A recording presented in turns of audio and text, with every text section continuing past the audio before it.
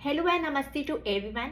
My self doctor Sonal Bhatnagar. स्वागत है आप सबका मेरे यूट्यूब चैनल पे डॉक्टर सोनल हेल्थ रिवाइवल। आजकल हम सभी की लाइफ में स्ट्रेस जो है वो कुछ रेंज तक है ही। किसी के थोड़ा कम है तो किसी के थोड़ा ज़्यादा है, बट यस, हर किसी के लाइफ में कुछ ना कुछ रेंज तक स्ट्रेस तो है ही। बट मैं आज आपको ऐसी कुछ चीज़ें बताने वाली हूँ, या फिर मैं आपको बोल सकती हूँ, मैं आपको कुछ साइंटिफिक जस्टिफिकेशंस देने वाली हूँ जिसको देखने के बाद आप लोग स्ट्रेस लेना डेफिनेटली कम कर देंगे अपने लाइफ में। तो चलिए डिटेल में बात करते हैं सारे स्ट्रेस रिलेटेड इश्यूज के बारे में।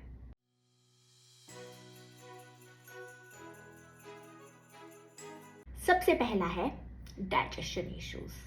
जब भी कभी हम स्ट्रेस लेते हैं तो एक हार्मोन बनता है जिसे हम बोलते हैं कॉर्टिसोल हार्मोन, जो स्ट्रेस हार्मोन के नाम से भी जाना जाता है। जब भी बॉडी में कॉर्टिसोल बनता है, एक रेंज तक कॉर्टिसोल बनना बहुत इंपॉर्टेंट है क्योंकि वो हमारे इसेंशियल फंक्शंस को परफॉर्म करने के लिए हेल्प करता है। But if in case cortisol hormone एक एक्सेस कैटेगरी में बनता है तो वो इम्पैक्ट करता है डाइजेशन प्रोसेस को। अब वो कैसे करता है? एक्सेस कॉर्टिसोल बनने से एक फाइट और फ्लाइट का रिस्पॉन्स बनता है, जिसमें सपोज अगर आपको कुछ स्ट्रेस आया तो दो कंडीशन अराइज हो सकती है। एक हो सकती है या तो फाइट कर लो या फ्लाई कर लो। तो उस पर्टिकुलर टाइम पे कुछ हार्मोन्स रिलीज होते हैं जिसे हम एड्रेनालिन और नॉन एड्रेनालिन हार्मोन्स बोल सकते हैं। ऐसा होने से हार्ट पे कुछ लेवल का प्रेशर आता है जिससे हार्ट रेट बढ़ जाता है, हार्ट की जो कॉन्ट्रैक्शंस है वो बहुत ज़्यादा हो जाती है और उसकी वजह से जो ब्लड फ्लो होता है वो वाइटल ऑर्गन्स या फिर जहाँ पे भी इसेंशियल रिक्वायरमेंट है वहाँ पर फ्लो हो जाता है instead of flowing in the digestive tract. तो अगर डाइजेस्टिव ट्रैक के अंदर वो पर्टिकुलर ब्लड फ्लो नहीं हुआ है तो उससे इनडाइजेशन या फिर एसिड रिफ्लक्स के इश्यूज देखे जा सकते हैं।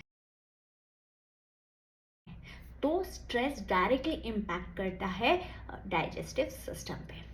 दूसरा है इम्यून सिस्टम पे। कभी अगर बहुत ज़्यादा लेवल का स्ट्रेस होता है तो वो इम्पैक्ट करता है इम्यून सिस्टम को। अब इम्यून सिस्टम को वो इस तरीके से इम्पैक्ट करता है कि जो प्रोडक्शन होता है इम्यून सेल्स का या फिर हार्मोन्स हम बोल सकते हैं जैसे कि साइटोकाइंस, उन सब के प्रोडक्शन कम हो जाते हैं। एंड जैसे ही इम्यून सेल्स बनना कम होता है तो बॉडी का डिफेंडिंग मैकेनिज्म जो होता है वो कम हो जाता है और बॉडी बहुत ज़्यादा प्रोन हो जाता है इन्फेक्शन एंड इन्फ्लेमेशन के। तो इस तरीके से स्ट्रेस डायरेक्टली इम्पैक्ट करता है हमारे इम्यून सिस्टम पे। तीसरा है वेट गेन। बहुत बार ऐसा होता है कि जब कॉर्टिसोल एक एक्सेस अमाउंट में सिक्रीट होने लगता है तो जो भी स्टोर्ड फैट है हमारे बॉडी में ग्लाइकोजन फॉर्म में या फिर फैटी एसिड्स फॉर्म में, वो कन्वर्ट होता है ग्लूकोज में एंड फटाफट एनर्जी रिलीज करता है।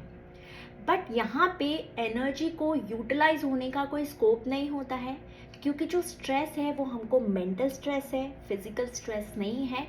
तो उसकी वजह से वो जो एनर्जी है वो स्टोर होती जाती है एंड वो एब्डोमिनल रीजन में स्टोर होता रहता है और वो बेली फैट फॉर्मेशन में ऐड ऑन कर देता है।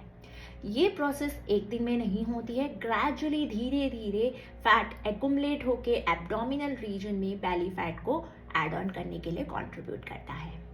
फोर्थ है हार्ट हेल्थ पे। बहुत बार ऐसा होता है कि स्ट्रेस हार्मोन बढ़ गया है हमारे बॉडी पे या फिर हमारे माइंड पे, प्रेशर आता है फाइट और फ्लाई। इस सिचुएशन में हार्ट पे बहुत ज़्यादा प्रेशर लगता है, हार्ट की जो कॉन्ट्रैक्शंस होती हैं मसल्स की वो बहुत ज़्यादा बढ़ जाती है।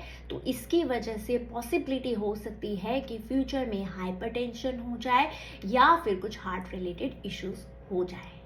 फिफ्थ फैक्टर है रिप्रोडक्टिव सिस्टम पे। बहुत बार ऐसा होता है कि जब स्ट्रेस हार्मोन बढ़ते हैं जैसे कि कॉर्टिसोल हार्मोन बढ़ा तो उसके अगेंस्ट में लाइक प्रेगनेंसी या फिर कंसीव करने के लिए जो हार्मोन, मेन हार्मोन है जो प्रोजेस्टेरॉन होता है, वो डिक्रीज होने लगता है क्योंकि स्ट्रेस हार्मोन ने प्रोजेस्टेरॉन हार्मोन को डिक्रीज कर दिया है, कम कर दिया है। इसे इसके कम होने से जो ओव्यूलेशन फेज होती है या फिर जो कंसीव करने की फेज होती है वो उतनी अच्छी नहीं हो पाती है, क्योंकि जो प्रोजेस्टेरॉन होते हैं वो हेल्प करते हैं in holding the fertilised egg. अगर प्रोजेस्टेरॉन ही अच्छे से नहीं हो रहा है तो फर्टिलाइज्ड एग जो है वो अच्छे से होल्ड नहीं हो पाएगा और वो फ्यूचर में अफेक्ट करेगा फर्टिलिटी को। तो इस तरीके से जो स्ट्रेस हार्मोन है वो हमारे रिप्रोडक्टिव सिस्टम में सबसे ज़्यादा इम्पॉर्टेंट हार्मोन को ही कम कर देता है। तो इस तरीके से मैंने आपको बताया कि ऐसे कौन से 5 इश्यूज हो सकते हैं जो स्ट्रेस से डायरेक्टली रिलेटेड हैं।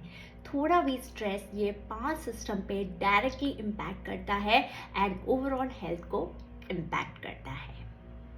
आशा करती हूँ आपको मेरा ये सेशन अच्छा लगा। अगर आपको ये अच्छा लगा है तो हिट लाइक एंड सब्सक्राइब करना ना भूलिए। मिलते हैं नेक्स्ट सेशन में नए टॉपिक के साथ। Thank you.